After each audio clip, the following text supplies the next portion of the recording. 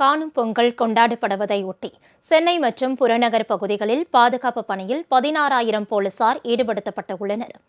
பொங்கல் பண்டிகையின் நிறைவாக காணும் பொங்கல் தமிழகம் முழுவதும் இன்று கொண்டாடப்படுகிறது.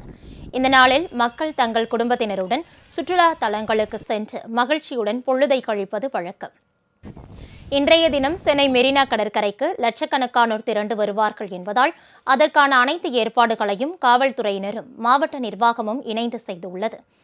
மெரினா மட்டுமல்லாது பெசன்ட் நகர், எலியட்ஸ் கடற்கரை, மாமல்லபுரம், வண்டலூர் அறிஞர் அண்ணா உயிரியல் பூங்கா, கிண்டி சிறுவர் பூங்கா உள்ளிட்ட முக்கியமான சுற்றுலா தலங்களிலும் பாதுகாப்பு அதிகரிக்கப்பட்டுள்ளது. சென்னை மற்றும் புறநகர் பகுதிகளில் 16,000 போலீசார் இன்று பாதுகாப்பு பணியில் ஈடுபடுத்தப்பட்டு வருவதாக காவல்துறை தரப்பில் தெரிவிக்கப்பட்டுள்ளது. மாமல்லபுரம், மெரினா கடற்கரை, கிண்டி பூங்கா, வண்டலூர், கோவளம் உள்ளிட்ட சுற்றுலா தலங்களுக்கும் மக்கள் சென்று வர ஏதுவாக 500 சிறப்பு பேருந்துகள் இயக்கப்படும் என்று மாநகர போக்குவரத்து கழகம் தெரிவித்துள்ளது. இதேபோன்று தமிழகம் முழுவதும் சுற்றுலா தலங்களில் சிறப்பு பாதுகாப்பு ஏற்பாடுகள் செய்யப்பட்டுள்ளன.